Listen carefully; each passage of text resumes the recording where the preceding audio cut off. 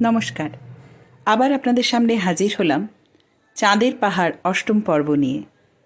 আশা করি আগের সব পর্বগুলি আপনারা আমার চ্যানেল চৈত্র পবনেতে শুনেছেন, আর আপনাদের ভালো লাগলে লাইক, শেয়ার ও আমার চ্যানেলকে সাবস্ক্রাইব করতে ভুলবেন না।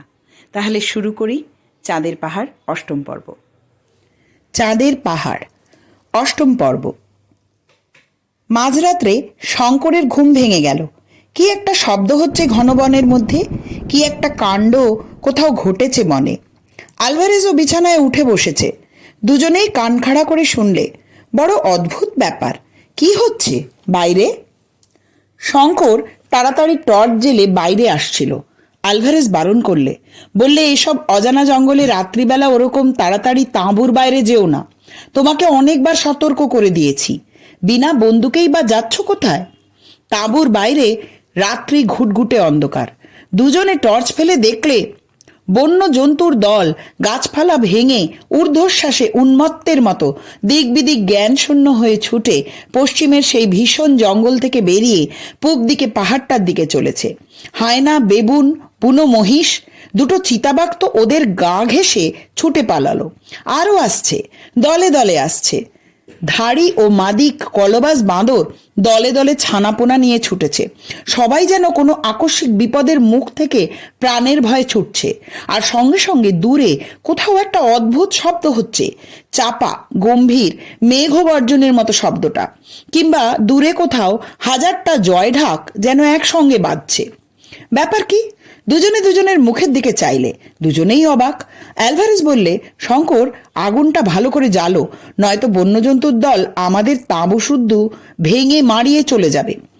জন্তুদের সংখ্যা ক্রমশই বেড়ে চলল যে, মাথার উপরেও পাখির দল বাসা ছেড়ে পালাচ্ছে। প্রকাণ্ড একটা স্প্রিংবক হরিণের দল ওদের 10 গজের মধ্যে এসে পড়ল। কিন্তু ওরা দুজনে তখন এমন হতভম্ব হয়ে গিয়েছে ব্যাপার দেখে যে এত কাছে পেয়েও গুলি করতে ভুলে গেল। এমন ধরনের দৃশ্য ওরা জীবনে কখনো দেখেনি। শঙ্কর আলভারেজকে কি একটা জিজ্ঞেস করতে যাবে, তারপরেই প্রলয় ঘটল। অন্তত শঙ্করের তো তাই বলেই মনে হলো। সমস্ত পৃথিবীটা দুলে এমন কেঁপে উঠল যে ওরা দুজনেই টলে পড়ে গেল মাটিতে। সঙ্গে সঙ্গে হাজারটা বাজ যেন নিকটেই কোথাও পড়ল। মাটি যেন ছিঁড়ে ফেঁড়ে গেল, আকাশটাও যেন সেই সঙ্গে ফাটল। আলভারেজ মাটি থেকে উঠবার চেষ্টা করতে করতে বললে, ভূমিকম্প। কিন্তু পরক্ষণেই তারা দেখে বিস্মিত হলো, রাত্রির অমন ঘুটঘুটে অন্ধকার হঠাৎ দূর হয়ে 50,000 বাতির এমন বিজলি আলো জ্বলে উঠল কোথা থেকে। তারপর তাদের নজর পড়ল দূরের সেই পাহাড়ের চূড়াটার দিকে। সেখানে যেন একটা প্রকাণ্ড অগ্নিলীলা শুরু হয়েছে। রাঙা হয়ে উঠেছে সমস্ত দিগন্ত সেই প্রলয়ের আলোয়। আগুন রাঙা মেঘ ফুঁসিয়ে উঠেছে পাহাড়ের চূড়ো থেকে 2000-2500 ফুট পর্যন্ত উঁচুতে।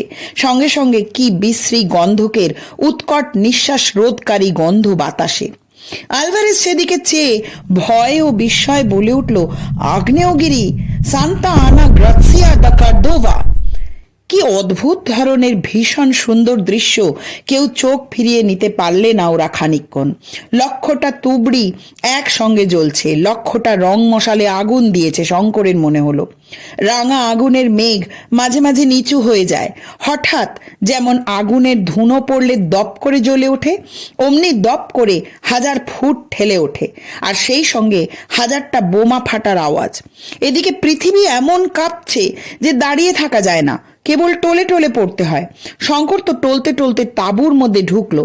ঢুকে দেখে এক ছোট্ট কুকুরছানার মতো জীব তার বিছানায় একসঙ্গে গুটিসুটি হয়ে ভয় কাঁপছে। শঙ্করের টর্চের আলোয় সেটা থতমত খেয়ে আলোর দিকে চেয়ে রইলে, আর তার চোখ দুটো মনির মতো জ্বলতে লাগলো। আলভারেজ তাঁবুতে ঢুকে দেখে বললে, নেকড়ে বাঘের ছানা, রেখে দাও। আমাদের আশ্রয় নিয়েছে যখন প্রাণের ভয়। ওরা কেউ এর আগে প্রজ্বলন্ত আগ্নেয়গিরি দেখেনি, তা থেকে বিপদ আসতে পারে ওদের জানা নেই। কিন্তু আলভারেজের কথা ভালো করে শেষ হতে না হতে হঠাৎ কি প্রচণ্ড ভারী জিনিসের পতনের শব্দে ওরা আবার তাঁবুর বাইরে গিয়ে যখন দেখলে যে একখানা 15 সের ওজনের জ্বলন্ত কয়লার মতো রাঙা পাথর অদূরে একটা ঝোপের উপর এসে পড়েছে, সঙ্গে সঙ্গে ঝোপটাও জ্বলে উঠেছে, তখন আলভারেজ ব্যস্ত সমস্ত হয়ে বললে, পালাও পালাও শঙ্কর, তাঁবু ওঠাও শিগগির। ওরা তাঁবু ওঠাতে ওঠাতে আরও 4-5খানা আগুন রাঙা জ্বলন্ত ভারী পাথর এদিকে ওদিকে সশব্দে আছড়ে পড়ল। নিঃশ্বাস তো এদিকে বন্ধ হয়ে আসে, এমনই ঘন গন্ধকের ধূম বাতাসে ছড়িয়েছে। দৌড় দৌড় দৌড়, 2 ঘন্টা ধরে ওরা জিনিসপত্র কতক টেনে হিঁচড়ে কতক বয়ে নিয়ে পূব দিকের সেই পাহাড়ের নিচে গিয়ে পৌঁছল।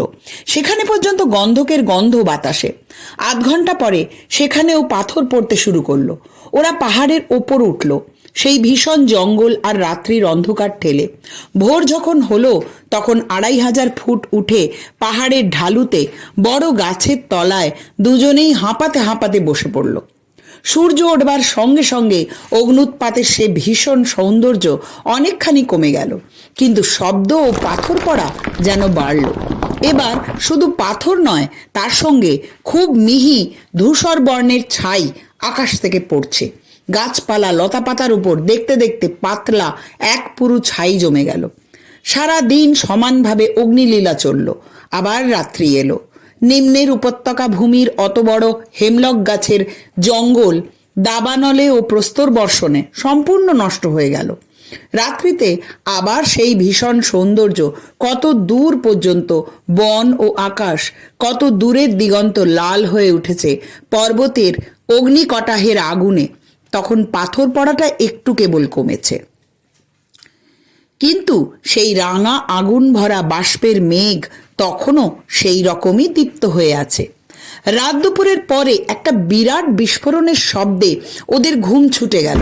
ওরা সভয়ে চেয়ে দেখলে জ্বলন্ত পাহাড়ের চূড়ার মুন্ডুটা উড়ে গিয়েছে। নিচের উপত্যকাতে ছাই, আগুন ও জ্বলন্ত পাথর ছড়িয়ে পড়ে অবশিষ্ট জঙ্গলটাকেও ঢাকা দিলে। আলভারেজ পাথরের গায়ে আহত হলো। ওদের তাঁবুর কাপড়ে আগুন ধরে গেল। পেছনের একটা উঁচু গাছের ডাল ভেঙে পড়ল পাথরের চোট খেয়ে। শঙ্কর ভাবছিল, এই জনহীন অরণ্য অঞ্চলে এত বড় একটা প্রাকৃতিক বিপর্যয় যে ঘটে গেল তা কেউ দেখতেও পেত না যদি তারা না থাকতো। সভ্য জগৎ জানেও না আফ্রিকার গহন অরণ্যের এই আগ্নেয়গিরির অস্তিত্ব। কেউ বললেও বিশ্বাস করবে না হয়তো। সকালে বেশ স্পষ্ট দেখা গেল মোমবাতি হাওয়ার মুখে জ্বলে গিয়ে যেমন মাথার দিকে অসমান খাঁজের সৃষ্টি করে, পাহাড়ের চূড়াটার তেমনি চেহারা হয়েছে। কুলপি বরফটাতে ঠিক যেন কে আরও একটা কামড় বসিয়েছে। আলভারেজ ম্যাপ দেখে বললে, এটা আগ্নেয়গিরি বলে ম্যাপে দেওয়া নেই। সম্ভবত বহু বছর পরেই এর প্রথম অগ্নুৎপাত, কিন্তু এর যে নাম ম্যাপে দেওয়া আছে তা খুব অর্থপূর্ণ। শঙ্কর বললে, কি নাম? আলভারেজ বললে, এর নাম লেখা আছে ওল্ডোনিও লেঙ্গাই। প্রাচীন জুলু ভাষায় এর মানে অগ্নিদেবের শয্যা। নামটা দেখে মনে হয় এই অঞ্চলের প্রাচীন লোকেদের কাছে এ পাহাড়ের আগ্নেয় প্রকৃতি অজ্ঞাত ছিল না। বোধ হয় তারপর 200 বছর কিংবা তারও বেশি কাল এটা চুপচাপ ছিল। ভারতবর্ষের ছেলে শঙ্করের 2 হাত আপনা আপনি প্রণামের ভঙ্গিতে ললাট স্পর্শ করলে। প্রণাম হে রুদ্রদেব, প্রণাম। আপনার তাণ্ডব দেখবার সুযোগ দিয়েছিলেন, এজন্য প্রণাম গ্রহণ করুন হে দেবতা।